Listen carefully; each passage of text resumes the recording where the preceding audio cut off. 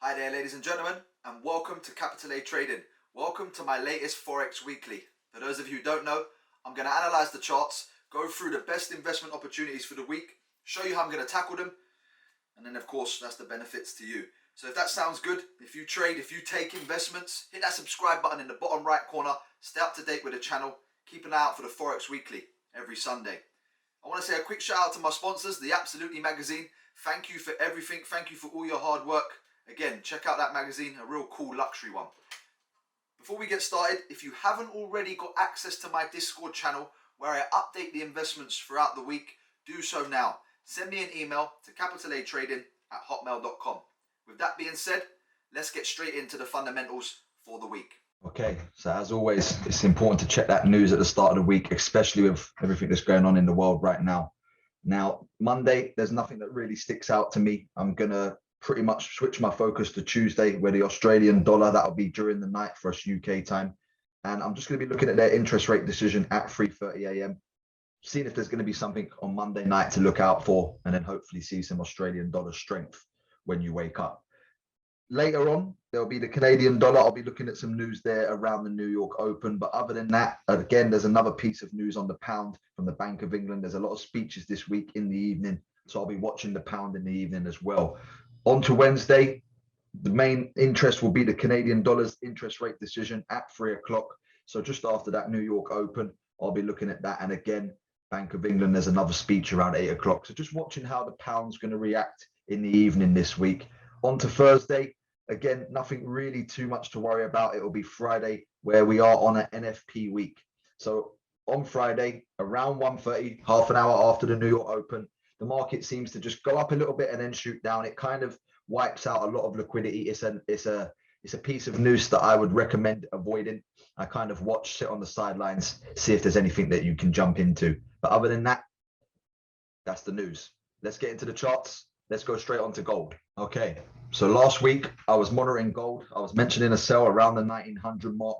That hasn't played out well. That didn't stick to the area. It shot up towards 1960, 1980, and then came right back down and finished the week in the place there. So something's definitely happened weird last week. It's definitely going to be worth looking at this week. And as I just come down the time frames, you'll see now how price has spiked up into that area.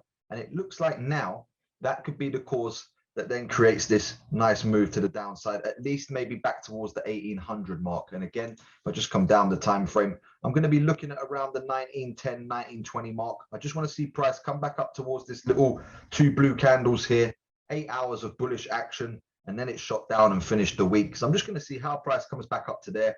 And then if we start to see struggle, there could be that position I'm talking about towards the 1800 mark. So keep an eye on that one. That's going to be gold. The next one up will be the US 30. Again, I've been mentioning sells on this recently, especially from that 36,200, 36,400 mark. And now what I'm seeing is I'm going to watch the 3,500 mark this week. If I break it down a little bit, we've had the movement down. Price started to shoot back up Thursday, Friday. And I'm just going to see when price starts to struggle, when it starts to lose its energy again. And I'm hoping it's around the key number of 35. So what I can see at that level is there's a definite piece of institutional play. This is where, for my students who would know, it looks like there's a contract that's been left right there on that mark at 35,100. So giving it a bit of space to breathe, 35 to the 35,250 mark, I'll be looking at a sell on that one on the US 30. Next up, again, for those of you who follow me, is the UK 100. I've been mentioning this sell from around the 7,600 mark. And now, weirdly enough, on Friday again, price has shot back up towards the area where the institutions have been playing, where they've been adding positions. So all I'm monitoring this week is, are they going to add another one? And it's going to be this blue bar, the 7,600 mark to the 7,640. Just give it a bit of space to breathe. Very similar to what we just saw on the US 30. I feel like they've left something here, and I feel like that's why price started to shoot back up on Friday towards the area. So keep an eye on that one. That's going to be the UK 100. The next one I wanted to talk about is Bitcoin. I've been getting asked a lot about this, and I just want to give my analysis. Basically, there was a time around early last year that Elon Musk let out a tweet. He spoke about something to do with Bitcoin, and it started shooting up. Then it starts to come back down to the same area from when he started speaking about it. And then price went and made that new high around the 67,000 mark. Ever since then, as I just come down to the daily, we have been making a movement down. So a lot of people ask me about Bitcoin, and my response is now's not the time, as I'm just going to monitor this key area. So it's the 32,000 mark. I believe if it beats that and continues going lower, then it could come all the way back down to the 16,000 mark. However, if it sticks to this area and continues struggling and then starts to make a bullish progressive movement to the upside, then I believe it will stick to that and it won't go lower. And then we can maybe expect a new high, possibly by the end of the year. So it's all about this 32 area. I'd say around 28 to the 32, is that 36 around here? Somewhere around here. This is the key to where price is going to go. Is it going to stick and move up, or is it going to break through and continue going down? Keep an eye on that one. That's going to be Bitcoin.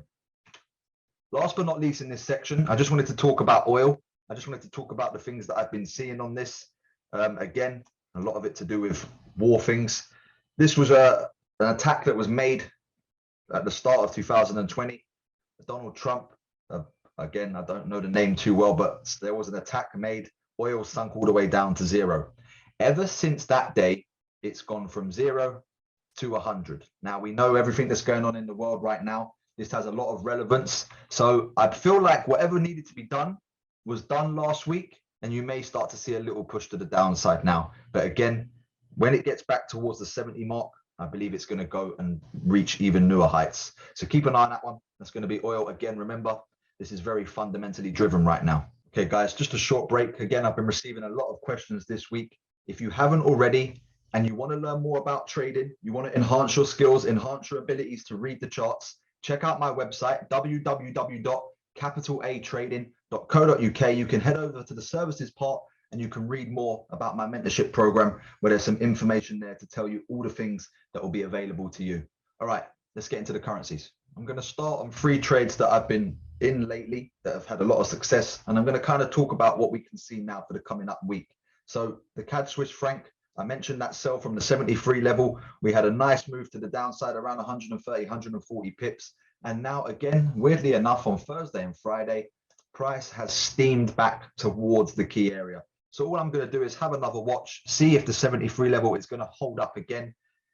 It could go higher now. It's had its fun here. So it is becoming a weaker opportunity, but I will monitor and just see if we're going to get another movement. Again, I've got to be aware that there's some Canadian news this week. So that may be what powers it to the upside. So just keeping an open mind. I'll be watching the area, but again, it's not going to be one of my main focuses for the week.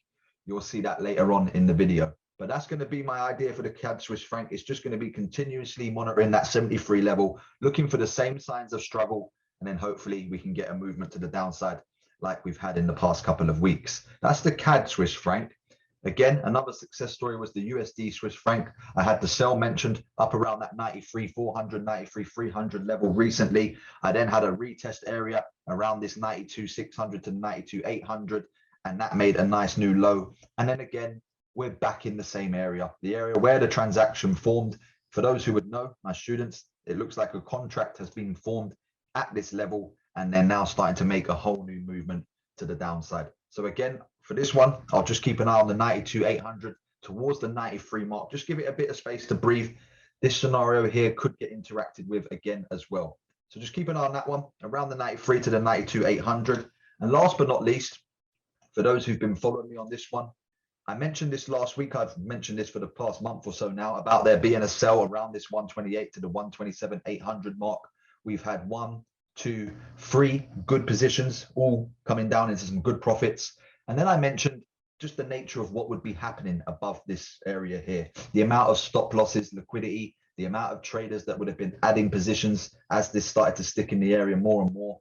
And I did mention last week on my video that we should be aware that it may come up and grab liquidity now and then turn back round towards the area. And it did exactly that. So keep an eye on this one. Again, I'm not expecting to actually take a position here. I will watch the 128 again, but for me, this could make a massive movement to the upside now, just with the fact that the liquidity building up there must be huge. So keep an eye on that one. Keep an open mind on it. That's going to be the USD CAD.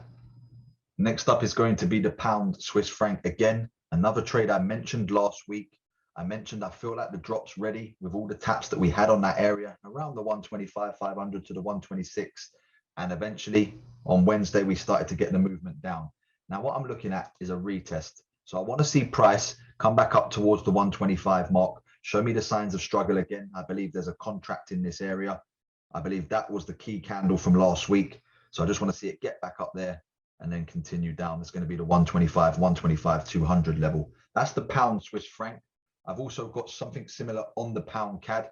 I've been mentioning this area recently. It's still respected it. It's made a good movement down. So again, I'm just looking for the retest. It's going to be around the 172 to the 172 500 level. I just want to see price get back up there.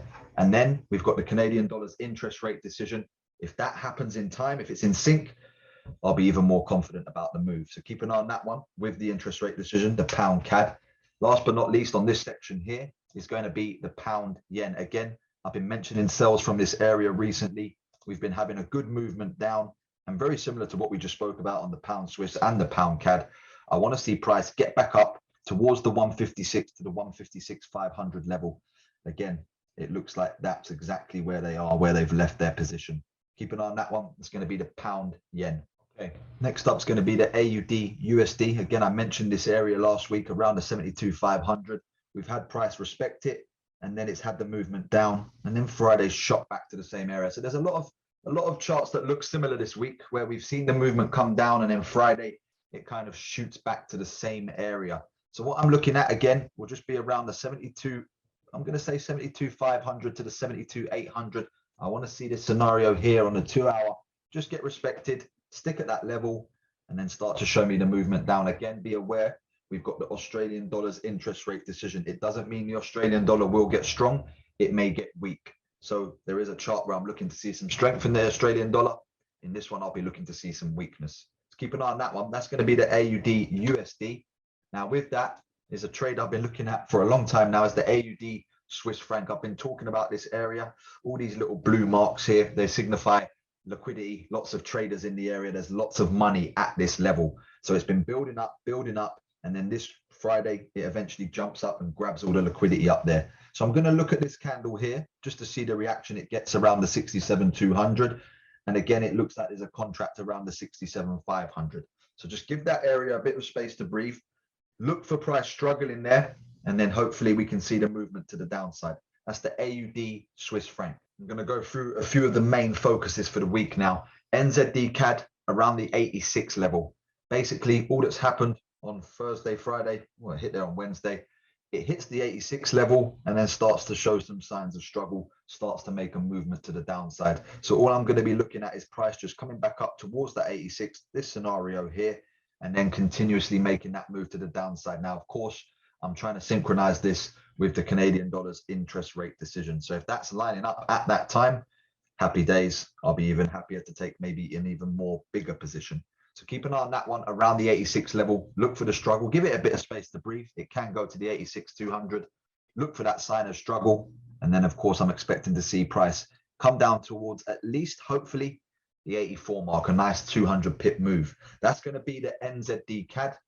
And again, for those of you who follow me, the euro pound, I feel like we've had a lot of success on this over a year now. And I feel like it's coming back towards an area where we're going to start a whole new transaction. I'm going to keep an eye on the 84 200 to the 84 400 area. This is the candle on the daily. As I just come down the time frame, it's going to be around this area here. This is what I want to see price interact with. It can come slightly higher towards where I believe there's a contract around the 84 400. So keep an eye on that. Look for price struggling. Again, hopefully with a London Open, see the pound get strong. And then hopefully we can see that push down. Now, target-wise, maybe not this week, but maybe within 2 weeks, I'm looking to see it make a new low and wipe out this area, go all the way to hopefully the 82 mark. So keep an eye on that one. That's going to be the euro pound. Last but not least, I just want to talk about this AUD NZD. Now, what we've got here on the daily, what my arrow is signaling, that we've had a structure break. We've had the bears get involved, push the market down, and they've gone lower than where the last structure piece was. So now what I'm looking for, from what I know, what happens after these structure breaks is price will go and retest the area where the structure break came from.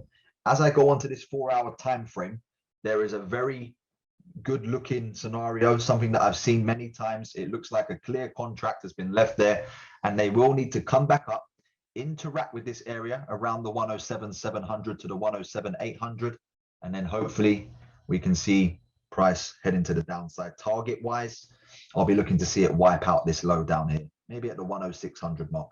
So keep an eye on that. That's the AUD NZD. Okay guys, again, thanks for watching. That's all from me this week. My advice, keep an eye out for 2 or 3 of the investment opportunities. Pick them out yourselves. See how that gets on throughout the week. See how you could have maybe tackled it. See how you could have possibly caught on to a profitable situation. So again, if that sounds good, if you trade, if you take investments, hit that subscribe button in the bottom right corner right now and stay up to date with the channel. Keep an eye out for the Forex Weekly every Sunday. I just want to say a quick shout out to my sponsors, the Absolutely magazine. Thank you for everything. Check that out now. My article is on page 95. If you haven't got access to my Discord, it's capitaletrading@hotmail.com. Send me the request there. I'll send you the link back. Have a great trading week.